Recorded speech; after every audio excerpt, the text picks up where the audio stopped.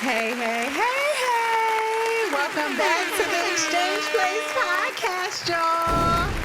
Hey, y'all. What's up? How you doing? It's fall. It's fall? It's You not as fallish. Cuffing season, they say. It's cold. It's cold outside. Baby, it's y'all. cold outside. And we are back. Yes. At the Exchange Place. Yes. Season 2. Such a homely home. I know it feels warm in here. Yeah, it does. It's cuffing season, though. It's cuffing season. I ain't cuffing nothing. I ain't cuffing none either, but we cuffing the show. Right. We are back, y'all. Season 2. We are evolving, and y'all already heard who's in the building. Who in the building? Amber, Juice Girl, Dixon. What's up? What up, Same girl? on me, y'all. Same on me. Blackity block. Oh, no. Not back to Blackity block, but that's another story. That's another session. You're so silly. I missed you. I miss you, too. I feel like we haven't recorded in a while, Right. and this is a new season, so we are back. Yes. I'm And excited. this season we're evolving. So tonight we talking about self-preservation. Ooh, child. Oh, child. You know what's funny about this topic that I've been thinking about, and I kind of made me put this as part of season 2 was I think I had a different preview of self-preservation at one point. Okay. Where now I kind of look at it as it actually being like part of my self-care. Okay. Yeah, like, and I don't know if people understand that, but I feel like Is there a difference between self-care and self-preservation? so for me, I just think it's part of it. Oh, okay. I do think it's different in a sense, but for me, I think it's a portion of my self-care, like something that I'm doing for myself. And I don't know, I know that in culture that's kind of become more popular now to like, have your self-care Sundays and like really do something for yourself, because so often we spend a lot of time doing so much for others. Yeah. But I also think that self-preservation is protection for yourself. Definitely. Oh, yeah. Yeah. So how do you see self-preservation? Well, it's pretty much how I live my life. I put me first. Yeah. That's just the bottom line. I think it can come across as selfishness. Definitely not selfish. But I know it's not selfishness. Yeah. What I perceive self-preservation is making sure I'm good before the next person is good. Yeah. Not so many selfless acts. Yeah. And that's not to say that they're absent, right? Yeah, but they're managed. They're managed better, and they're more like, okay, yeah, I'm willing to help you, but not at my detriment. Yeah. I'm willing to be there for you, but not at my detriment. Yeah. You know what I'm saying? I really struggled in that area, if I'm honest. I have what is kind of called the hero syndrome. You do. I can see that, definitely. And you saved me, girl. I mean, part of that is a very good thing. Yeah, like, it's a very good quality to be the person that people call when they're going through or need assistance in ways. I think where I manage that wrong at portions in my life and at times in my life, and it's something that I really have to consciously do as I've kind of been on this journey of self-preservation. I was able to get to the root cause of that, and I realized that, again, everything has a root. Right? Yeah. How we behave, and I know we say this often on the show, like I really try to trace back that root, like why and why I do certain things, right? And I came to the conclusion, we've talked about me losing my sister at 12. Yeah. But I think in that, me not being as a child, not being able to save her, I have a savior mentality for other people. And for so long, there was a fulfillment in that because I kind of felt like, hey, I couldn't do that for her, so I would do it for other people, but at my detriment. Yeah, and I think hero syndrome, it has the traits of a good person, like, or what is deemed as a good person. Like, you have compassion, you care, you give a damn. Like, you know what I'm saying? Absolutely. I mean, compassion is probably like the core of it. Yeah. But you can have compassion, and you've helped me in that manner where it's like I want to be able to give people what they need, but still walk away when I need to and not be so invested into your process, because ultimately then if I'm too invested into you, then that means I'm probably drifting from something that probably needs my focus and that pertains to me. I've been like that. I've been deemed guilty of giving too much. Like, you get what I'm saying? Yeah, I do. To the point that it's like when I take it away and self-preservation activates, the emotionally dependent people don't understand it. Yeah. And then it kind of hurts me in the end because they don't understand it, because I'm so overwhelmed by them not understanding it. I feel like I flee. Like, you get what I'm saying? Like, I just have to leave you alone because you don't get it. Yeah. And self-preservation, like I said, like, you know, as much as I give, I've been called selfish. As much as I've been called a user. I've been called these things, which is hilarious to me. But, you know, ultimately, I can see probably what that looks like on the other side. On the other side. But I just feel like that other side does not have a great picture of what that is. Because when you're assertive, I'm a very assertive person. We know. Yes, listen, it is what it is. I'd rather tell you. I'd rather tell you and be honest. One part that I always talk about is that who I am will make people either flock or flee, and I love that about myself. Before I used to hate that about myself. I used to I didn't understand like why people think I'm too assertive, why people think I'm too boisterous, why do people think, and then it's just like, okay, that's fine. I just want the people who can accept that for me. That doesn't mean that in areas you don't have change, you don't need to not change. Yeah. But ultimately, like, I'm cool with that because, like, I know my energy is for selective people. It's not for everybody, and I'm not trying to be for everybody. I think that's a process to get where you are. I also think that what you said, and going back to like, when you take it away, I think the taking it away or kind of pulling it back is really when you know the people that really want to do the work or just kind of be coddled and rubbed and all of that. And I know I experienced that. Like, sometimes I feel like I'm people's free counselors. And I love that. I don't care. Listen, I love it because ultimately that's the core of me, right? It is the core of me in the sense of that's what I want to do for a living at some point. That's the reason why the exchange place exists. I love to hear. I love to help. I love to get insight from other people. You have a servant heart. But I also want to serve me well. Yes, absolutely. And I never want to get to the place that I want to be and not be good for me. And I had to, I had to get to that place and realize that some people have to do their own work. Yes. And I won't say some. I think all people, I posted today, the greatest project that you will ever work on is you. That's the truth. And that's real. You really have to, no different than you go to work, listeners, than you go to work. You work for promotion. Yeah. You work for the body that you have in the gym. You work for, and that's no different than personal development and really working on you. And people think, I know I have this heart. It doesn't come overnight. No, definitely. It doesn't come overnight. It is a constant thing. It is going back and kind of, again, having the heart. I had to trace that back. That's that's how I am now. It goes all the way back to, of course, but even before I was 12. But there's a lot of issues that sprung from that trauma that I experienced that I still at 40-something am dealing with. You know what I mean? And trying to not only relearn myself, but also teach all the people that have been in my life, right?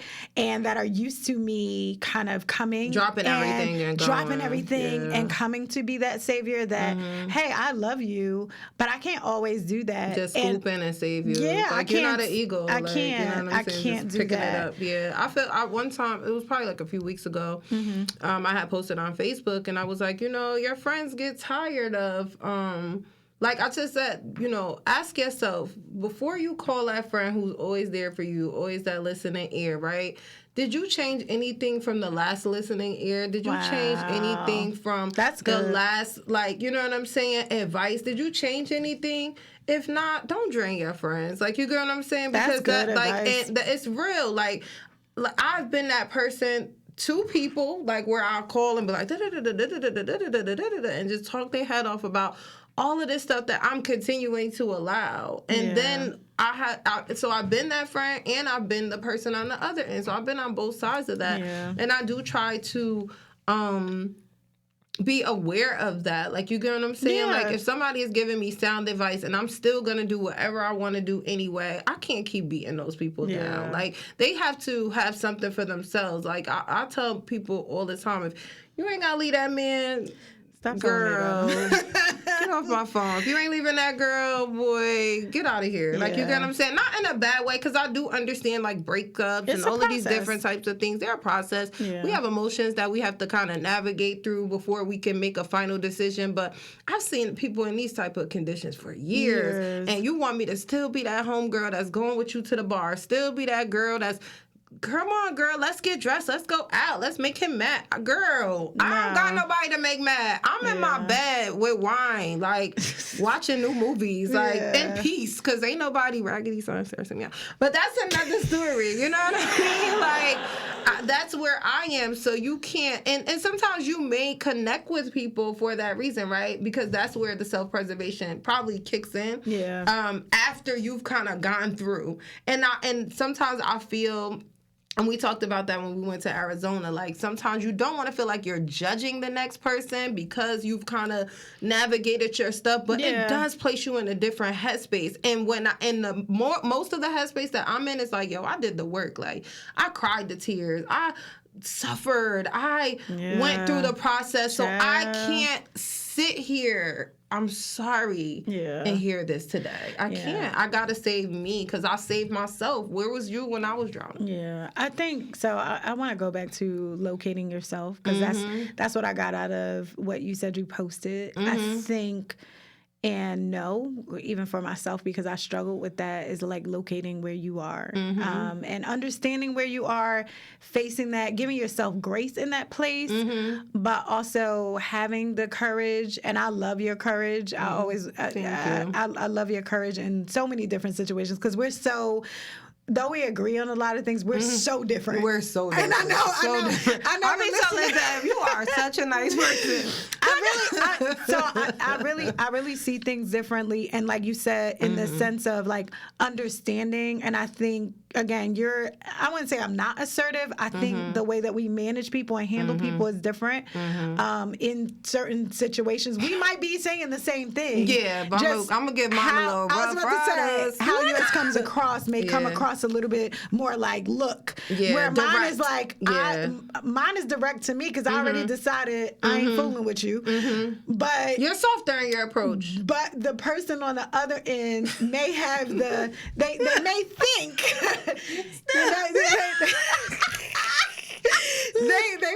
they may think that, you know what I mean, they still have room to do a little bit more, where in my mind I'm like, no, that's my boundary. It just doesn't look like that. Look like how it may have to look on your side. And I respect that, because sometimes I'm like, I wish I could tell. That door be shut. I wish I could tell. Vault it. Don't even try to open it. You're going to get electrocuted at the freaking doorknob. Don't play with me.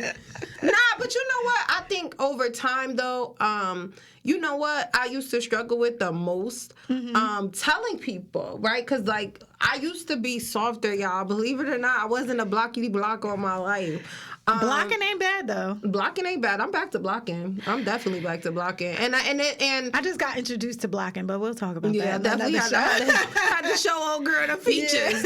But you know, dang, I lost my point. But like when I think about like where I used to be, like I would be like, okay, well, let me give them another chance. Let me do this. Let me do that. What I've learned, I've tried soft approaches. I've tried more direct approaches. I've tried silence. I've tried every type of approach to see which works for you. And I do them all now because ultimately, I'm honoring me. You get what I'm saying? Because like there are certain people I have written paragraphs so people can understand. I have had phone calls so people can understand.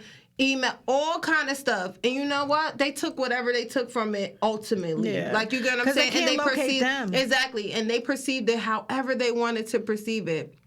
And I have finally reached a place that that's not my responsibility. My only responsibility is to be clear, concise, and correct. That's it. Like, I love you know that. what I'm saying? Like, my responsibility is not to coddle you in an area that I'm injured. Like, you get what I'm saying? It's not, and that doesn't mean, I don't curse people out. Believe it or not, y'all, I don't curse people out. I know she don't. I really don't. Every once in a while. And it'd be funny because I show her, like, yo, this is what I had to say. And she was like, wow, you put that together very nice. Yeah, I really do.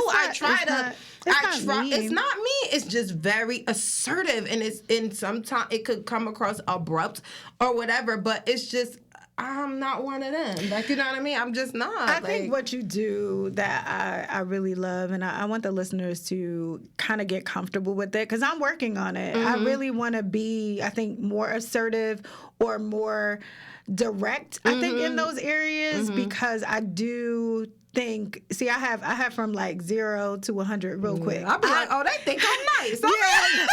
Mine don't be nice. I think it'd be like, okay, you now at this point you think I'm a fool. You know what I'm saying? And then once I feel like you're giving me that, then I go all the way left. I want to be somewhere in the middle where people are clear, because I do think I'm clear. I just think sometimes it comes across so nice, what you said, kind of that people interpret it the way that, oh, okay, maybe I can kind of get a little bit more from her. So I'm working on that. I think for the people that are listening that are having a hard time, I want to ask you this, is like, what advice, like, you said, okay, I used to be nicer, right? I used to be kind of where I am, right?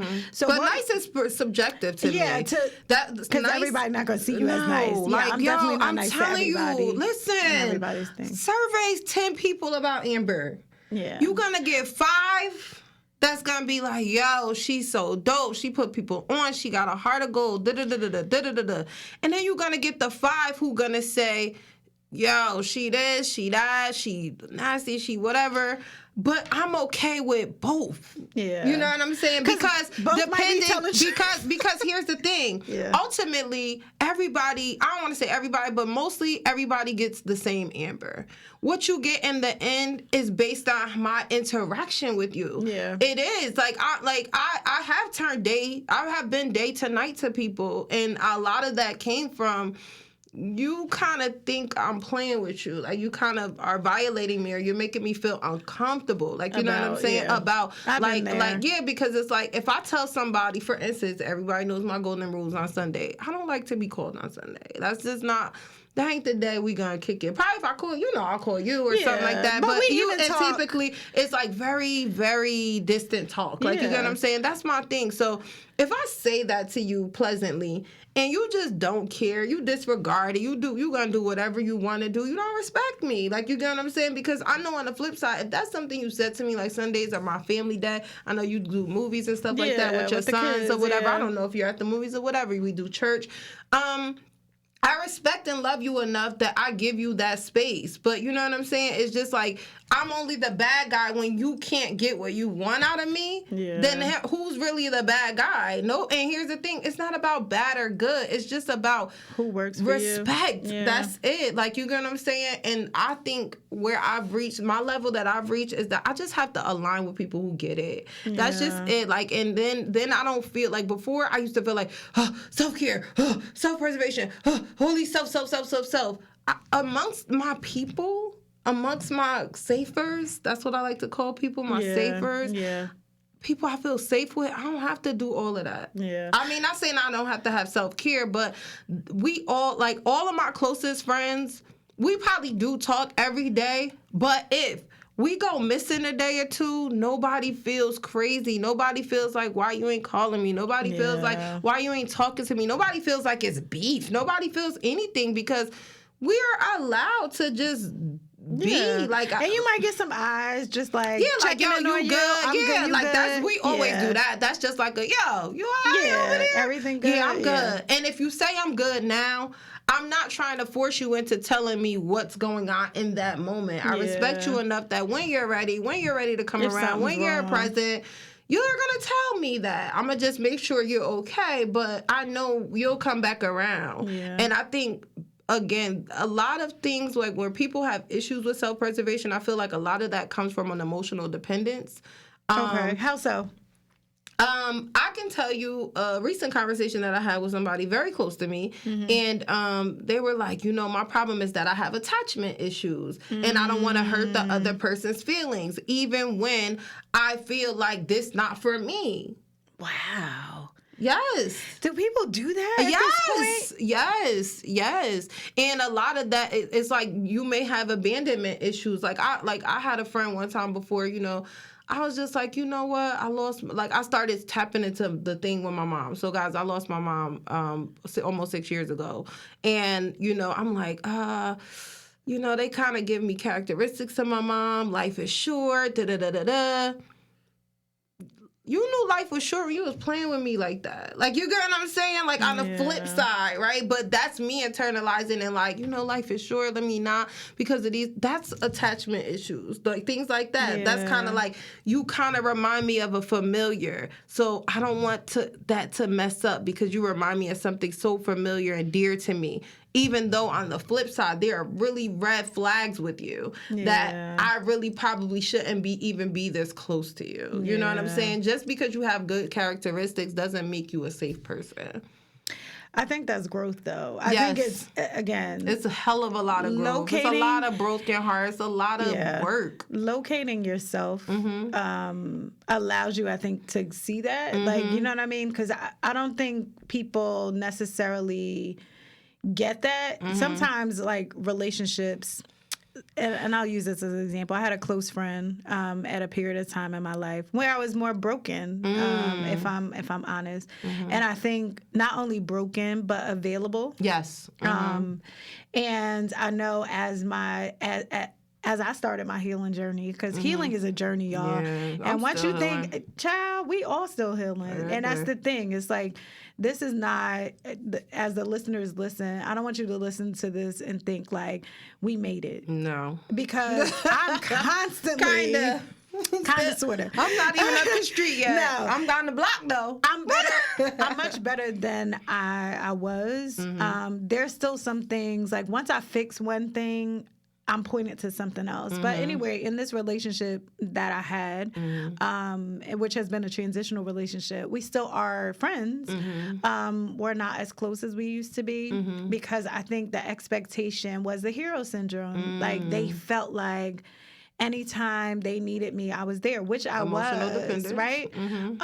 They also have abandonment issues. And I think for them, me, like, along with healing, and I know this is probably going to sound, but like really getting a life, like understanding who I was, learning that I could be... And your spirit is not for caging. You don't have a cage. No, nobody should be caged, but not at all. There are people like me. I have a lot of love to give. There's no way. You can't be my friend and think it's all about you all the time. There's no way. If that's the type of person you are, you can't even be friends with me. You're going to get hurt. In the end, you're going to be very hurt. Yeah, you can't possess me. Yeah, possess me. And honestly, those are the type of people I meet. Yeah. Like, well, that's kind of... Yeah.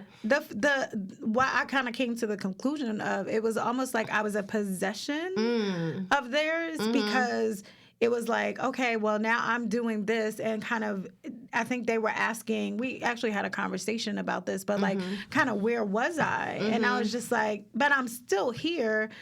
Me being here just looks different because I'm different ultimately, right? I've grown in areas. Now I'm starting to see me outside of, because there was a period of time in life, I'm going to be honest, I didn't know who I was outside of motherhood. My total focus became my children. I mean, I stopped doing everything. I stopped dreaming. I stopped singing. I stopped doing everything that I love to do. I had stopped. My focus was like, my job is now to go to work and be a mother. And it was hard because there was so much like, hey, what are they going to do without me? Where I had to realize, hey, your kids are going to grow up and they're going to be a point that you're going to wake up. I'm going to show you what I'm going to do without you. Look, I'm going to wake up one Saturday or Sunday and be like, hey, what we doing? Right. And they'd be like, not coming with you. Yeah, like, you want to roll? And it's like, nah, I'm good. I got whatever. And I really had to adjust. But I think for my friend and that, they had to really accept that I love them dearly. Yeah, of course. Still to this day, I mean, I love them dearly. But the relationship had to change because I'm changing, and I wouldn't want to hold them back for anything that they're doing. But I can't be the same person to them. And I've gone through that in several stages of life. But I just, I had to articulate that and be clear about that. Like, it doesn't mean I'm leaving you, but I also have to do stuff for me. Well, God bless them, though, that they were able to receive that and understand it without the offense. Or maybe there was offense, but even still. I don't think they were offended. Yeah, I don't know. Yeah, but I mean, whether there was offense or not, they were able to adjust. You know what I'm saying? Yeah. I kind of feel like in my own personal journey, I go through very drastic changes. Yeah. It goes from bestie to blocky. Bestie to blocky, y'all. But it's all good. You know what I'm saying? Yeah. I just know, like, I never regret the love that I give to people. They needed that. You know what I'm saying? Do you think how you selected them? Yeah, I'm very careful now with friend selections. Yeah. Like, super. Like, I've expressed that to, shout out to my friend Sharita. She was probably like the last like close adult friend that I made. And I told her, like, and she was so nice to me, always so nice to me. And I had to tell her one day, like, it's not, I don't want you to ever feel like I'm not trying to be close to you, but I've been so injured and damaged in the friendship department that it's really hard for me to open up and let people in that manner. Yeah. And I'm so glad that I did, because she's been nothing but a blessing in my life. I love that. And I love Sharita. Yeah, she's a really good person. And I'm glad that I did make friends with her. And, there's a few people that I feel friendly with, probably wouldn't, say friends. But I'm just more careful in that department. I'm careful what I talk about. Yeah, like, it took me time, though. I mean, guys, I'm still young. I'm not, I used to say, like, when I was younger, I used to think that I was older. Like, you know what I'm saying? Like, when I look at... In every age, like in my 20s, I'm like, oh, my God, I'm getting old. But now in my 30s, now that I've been married, I've had children, had all of these different things, it's funny because I'm like, yo, you're still young. Like, you know what I'm saying? Yeah. I'm allowed to learn these lessons. It'd be crazy. The people that I go through stuff with, they be in their 40s and 50s. I'd be like, oh, I'm winning, God, because you kind of teaching me this stuff kind of early. Wisdom is not attached to age, though. That, too. But what I'm learning, I'm in a couple of groups and classes, and some of that is based on healing, because, I'm always trying to learn. Leaders learn, y'all. But I think that sometimes it's harder for older people because they haven't been allowed to really know who self was. You know what I mean? And even honor themselves. Like, we weren't taught. I wasn't taught that, and I'm way older than you are. Not trying to say that. She but ain't way, y'all. I'm way older. Almost 10 years.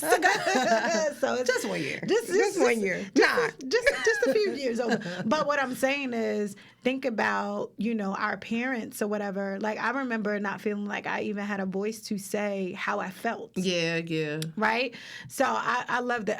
I love this space also. And as the listeners listen, I would encourage you. As I've been healing, I've been seeing the benefits that in my life, but I also see the benefits in my children's life. And I just feel like it's going to be a game changer for their children, because they're going to be better people in the sense of, like, being able to kind of navigate those things that we are dealing with now, but navigate them in very young ages. And listening without offense. Yeah. Like, you could be offended. It's not wrong with being offended.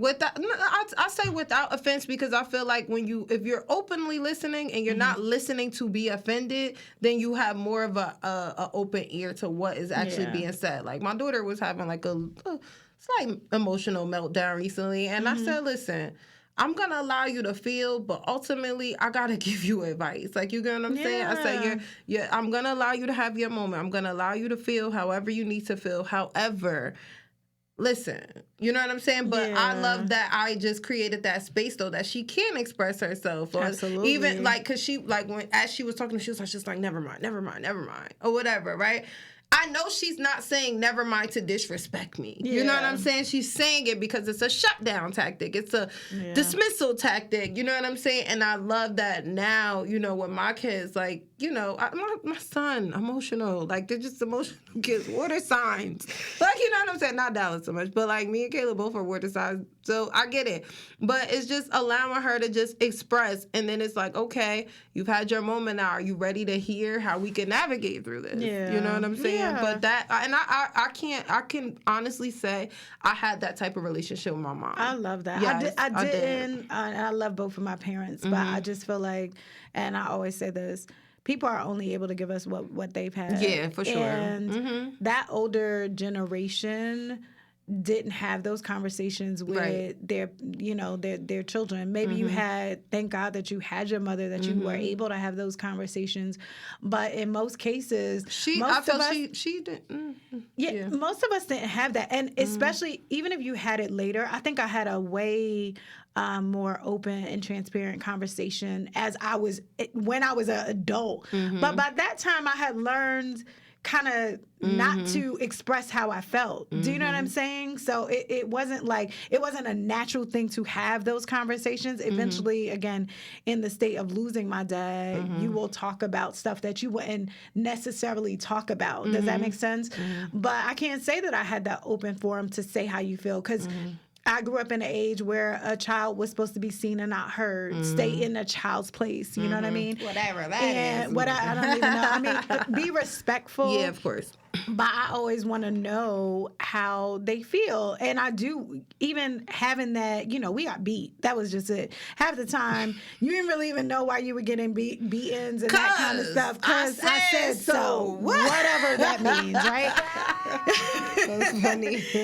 But there wasn't an explanation of why that parent is even angry, or what they're thinking, you know what I mean? Or what was really going on with them. There wasn't a transparency of where, and I don't believe you should share everything with your children. I do think there is a space for a child to be a child, and an explain adult things to them based on where they are. Where they are. But I do think that you can teach them valuable lessons and have conversations that weren't had with you that makes them better men and women going forward. And I'm seeing the fruit of that in my children. It took me, you know what I mean? Like, and just like Kayla, I know Kayla is able to, articulate her feelings, and she's going to go through it. Me, believe it or not. Child. I love Kayla. Hey, Queen. Hey, Queen. Shout out to Queen.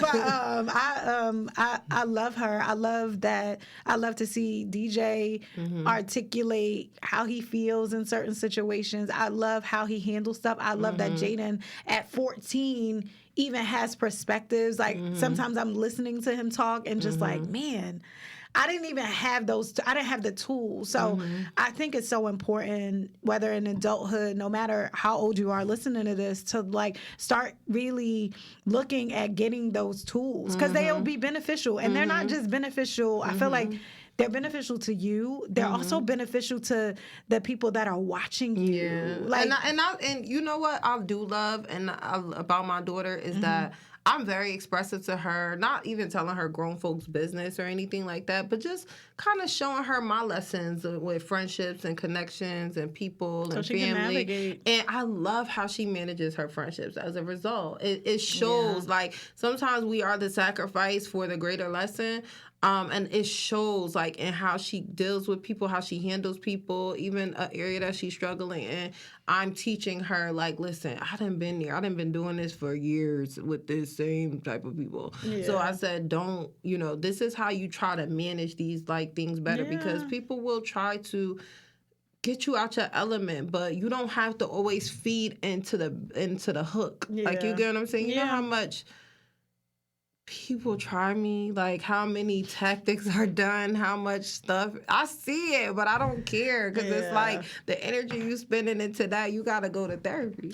I think that's the thing. I think sometimes what people are doing, they don't even realize they are doing it because they've been doing it for so long. And you're hurt. And it's not until you kind of they run into somebody who's either, I don't want to just say assertive, because who understands and who gets it and kind of draws that line, and they be like, well, wait a minute. And then it causes them, I always say that to you, like, some people won't get it in that timing that you want them to get it, right? But I do believe that every relationship that we navigate and are blessed to, and I say blessed because I think even in my bad encounters that they've been a blessing.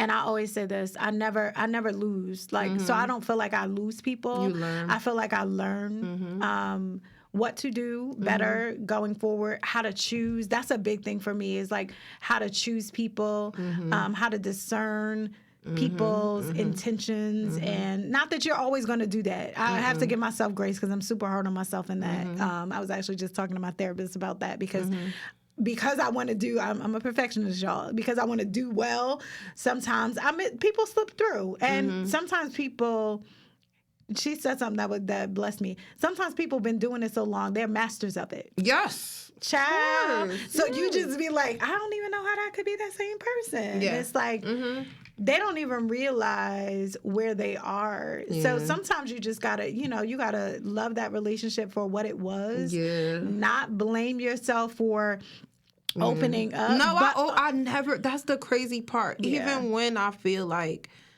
everything has wrecked and gone to hell. To the depths of hell. To the depths of hell. I send people to hell. It's getting crowded in there. Okay. But, like, that's another story. Be well. Don't go to hell. No, she say be well. I say go to hell. It's a lot of people in there. It's starting to get overcrowded, so I'm trying to work on getting them to heaven. But ultimately, I never regret the love that I give to people because I know in that season they needed that. I know that God made me a vessel to bless them in that manner. They blessed me in another manner. So it's reciprocal. It's not just I'm like this goat of all things. I mean, I am the goat. But I'm not like just this goat of all things, like where I did not receive. It's a reciprocal situation. Yeah. It's exchange. So we got something. Yes, it's a great exchange, for at the time that it was. But I've learned even about myself that I'm probably more of a seasonal person. Like, you know what I'm saying? Because I'm ever changing and I'm okay with changing. Yeah. A lot of people are cool with being the same and they cred themselves like, I'm loyal. I'm this. I'm that. Baby, I ain't loyal to bad habits. Yeah. That is not me. Like, so I'm ever changing. I'm an entrepreneur, for God's sake. Everything is always changing. Everything is changing. So I have to pivot. Life is changing. Just as life changes, business changes, I have to pivot with my growth. That's it. So I may not be who I was 2 years ago when I was going through a bad divorce and all kind of different stuff. Now I'm single and I'm chilling and I'm less confrontational because I'm not stressing. I'm good. I love what you said about change. I remember that just brought me back to something that I don't even know if I shared this on the show. So I remember, this is a long time ago, y'all. I was in a real toxic relationship, but and nobody knew I was in a toxic relationship but me. Okay. So I ran into somebody and they were asking about the person, like, oh, how is he and how's the relationship and whatever, and I was like, it's good or whatever, and her response to me was like, everything changes. And I was so offended. I was like, what she, but let me tell you this, what I don't know who she talking about. Not my man. Not my man no change. The thing was, he was already toxic. Like, it was a toxic relationship at that point. And I realized the reason why her comment bothered me so much, it felt like she could see through what I was saying. Do you know what I'm saying? And I always go back to that moment because I was just like, I was so offended in that thing. Like, who's she talking to? See, listening with offense. Like, I was like, who she thinks she? Again, this is way before now, and again, I'm not exempt from it now. But I was so offended in that. And now I understand what she was saying. Like, relationships will change. Yeah. And what she said was, let me give you the whole thing. She said, sometimes they'll change for the good, and sometimes they'll change for the bad. Oh, okay. Like, that was a safe thing to say. Because sometimes people comments can have a little undertone, but that was a safe, very respectful thing to say. I really think that she ultimately, that was wisdom. I think at that time I wasn't in a place to receive wisdom because I knew already. You was dead set on that something. I will be dead set on something, child. But I was dead set on that relationship. I was dead set on just making it work. And that to me, I ain't hear the good part, I heard the bad. You know what I mean? And because I was already experiencing the bad, it just magnified that. I was like, who you think you're talking to? Yeah, I wasn't me then. I was just like, I didn't respond, but I was offended. Yeah. I really was offended. To this day, I remember, and it was years ago. But check your lens, right? Yeah. Because I always say that too. It's just like, perspective is dangerous sometimes. Perception, is dangerous sometimes, because it's like, am I offending you or are you offended? Yeah. Yeah. And why are you offended? That's always where you are. It's always where you are. Like, because I can have an open mind and be like, maybe they didn't mean it like that. Yeah. Even people's words be kind of crazy. Somebody had like some audacity recently, but Yeah. I was just like, you know what? It just shows that it's a lack of experience in this area. Yeah. Like, I just looked at it really simply like that. Like, I'ma still say what I really felt about how you came at me, but I'm still like, at the core, is you're lacking experience in some way. You probably never even in business handled certain situations, so you don't even realize how you're coming across. Like, you're coming across as a user or whatever. But that's because of where you are. You're kind of like, you're learning. Yeah, that's how I took it. You're learning. That's grace, though. That's a good perspective. We have to listen. I offer grace to everybody. Yeah, I extend a lot of grace. I want to receive the same grace. People don't feel like that though, but I do extend it. It's just that you didn't see it. I didn't express where you got the grace. I give I try to give grace in general because I always want to learn, and I haven't reached, and I don't think I will ever reach a place that I feel like there's not space for me to learn or room for me to learn, especially, again, in the area. For me, personal development is huge. Healing is huge. Evolving is huge. And that process of evolving takes kind of looking back at those healing spaces and being like, okay, can I improve even more? Is there, this looks good, but maybe I can move this around, and really like doing the work. What I will say to the listeners as they listen, like, I think this healing journey and evolving journey, it's a process. I want people to be gentle. This is what I say to myself. I really want even myself to be gentle with me. I want to handle myself how I handle other people, because sometimes, again, our voice, we hear our voice way more than anybody else, right? And I think sometimes we tend to be harder on ourselves about something that we're relearning and unlearning and trying to teach other people how to treat us.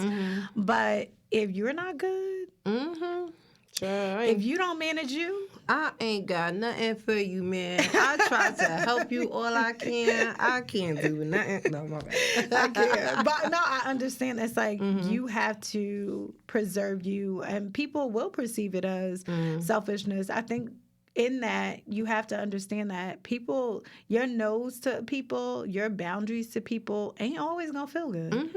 It's not going to... And we definitely have to have a very good conversation over here. Yeah. Like, it's not going to feel good to people. People don't understand that. And some people have been running amok, I'll call it, their whole life. And you haven't boundaries. People to run amok. I had a muck in my life. Oh, I got to tell you about this muck. I had a muck in my life. I ain't even gonna lie to y'all. I ain't gonna hold you. I had a muck in my life. And not probably how other people think, but like just allowing people to think that, again, Deb is the person that's going to come and forgive. And forgiveness is cool, but that doesn't mean that we need to reconnect.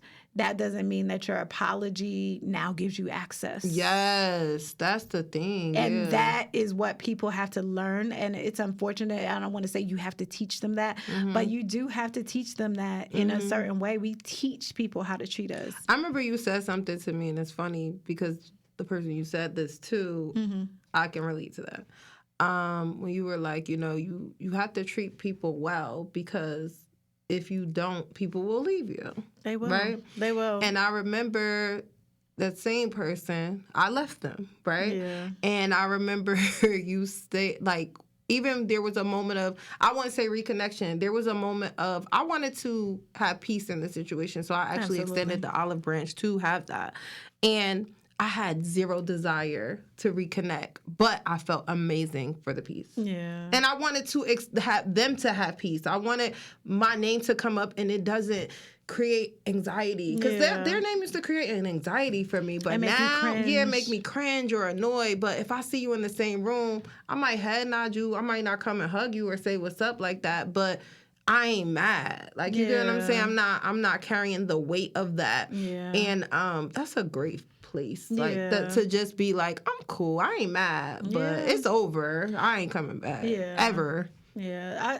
Listen, the one thing that I have learned and that I continue to learn is, like, good people have options. We got options. And it's like, yo, you have to. People have options, period. Yeah, people good, have bad, options whatever. In general. But the thing about it is, like, I don't want to say that the world is bad. Exceptional people. I was about to say that valuable, and that's what I'll say, that valuable, because I don't want to just say good, because I think it's a lot of good people. Yeah. But I'm talking about somebody who's like extraordinary, exceptional, and valuable to you, right? I ain't saying they may not be valuable to everybody else. Because we all have value. Yeah, right? we all have value. But I mean, like, somebody that comes in your life and you can never had no energy like that, right? Where they came in and you can see the transition of them being a part of your life. Like, you value those people. You know what I mean? So because there are a million people, if you think about it in a job aspect, there are a million people looking for that same heart, those same skills, the things that they come with. So we have to value, and that's the one thing I pray, and I think I do a good job in, but I'm always aware of, like, people that are valuable aren't just replaceable. No, they're not. They are not just replaceable. Everybody is not expendable. I don't care what you say. You can put them in the place. Doesn't mean they're going to add the same value. You can always fill a position, but it don't mean the job going to get done the same way. And we have to understand that in relationships. So if you would leave the listeners with one thing, what would you tell them? Keep putting your face mask on first before you help the next person on the airplane. Yeah, that's it. That's just really it. Like, you know what I'm saying? Like, I don't want to even give the cliche. You can't pour from an empty cup. The bottom line is you come first. Like, it is what it is. Like, you have to be less concerned with what it looks like and more concerned of what you feel like. Yeah. You know what I'm saying? I'm not, like I said, I'm not responsible. There's going to be people who think you're arrogant. There's going to be people who think you're selfish. There are going to be people who think you're a user. I had to correct somebody the other day. I said, am I a user when you benefited from the situation too? Or, you know what I'm saying? So it's like, you know, because they made a statement like, well, on one hand, you'll help the person, but it's to your benefit. I said, I've helped so many people, and I never got a thing out of it. Yeah. You know what I'm saying? See, so it's just... I want to, and not to cut you off on your wisdom. I think that's a kind of, I don't want to say that it's incorrect. I want to say it's incomplete in the sense of, we all use one another. Yeah, we're servants. I'm a servant. I have a servant heart. You want to be useful. Yeah. Right? So use me, right? That's what kind of what we say. Yeah, like, that's me. I'm like, use me because I'm going to use you like for what I need you to use me for. And vice versa. Exactly. Whatever that looks like. It's like I have a servant heart, so it is what it is. So, I mean, ultimately, at the end of the day, I'm less concerned with what it looks like to others, but more so what it feels like to me.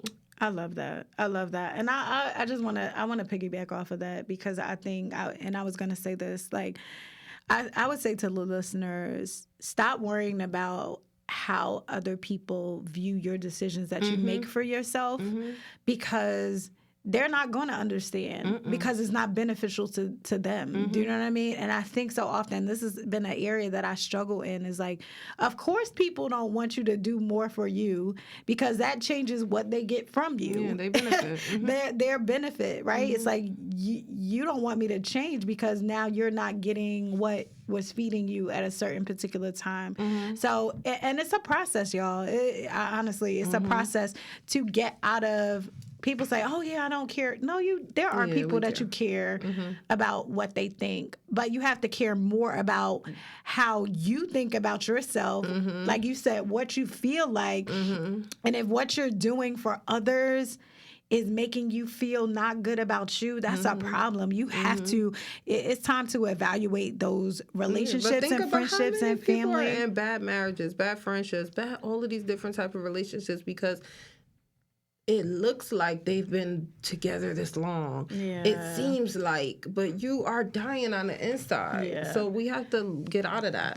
I think that's just courage and really getting, like you said, getting out of that thing. I think sometimes it's so hard for us to readjust because us making ourselves better make us look through a different lens and see people for what they are for years and years and years, and then it just kind of, and it's attachment. It's like breaking those relationships, grieving those relationships. Because I said this, I think, on the other show, I'm in relationships that I had to grieve that I knew weren't even good ones. I knew it wasn't good for me. I knew that. Like, I was aware of that. You know what I'm saying? So I think having that courage, and that courage does not come overnight, y'all. I do not want y'all, I want nobody, leaving their husband and wife just out of, stomach, but bro. you have like, to just get to that thinking point. about it. Ugh. Yeah. It's a process. Definitely. But I love to have you here. I love being here. It's always such an amazing feeling. Yeah, it's like really like, if you guys could be here, it really feels like a warm, cozy blanket. It really is. It feels like that to me. I'm always a safe, here beautiful to space. I was about to say to you share. You look really cute too. You just girl. Saying it. All right, with your ruby. Yeah, ruby. I see you with the red. I see you with the red lipstick. You love it. And the dark hair. I love it. Oh, thank you. Fallish. Yeah, fall. Some locks and curls. You look good. Back black. I love it. I always been a black girl. Okay. But I'm black, dark hair. And we gonna say hey to you for putting. Y'all don't know, but I'm a tomboy. Yes. I'm such a tomboy. I am too inside, but she's really not. You see her jewelry and her earrings and y'all, but for me, it'd be a little light. So you hook me up with some lipstick. We trying new things. Trying new things. It's a new season. We evolving over here, and we will see you next time. It was an exchange.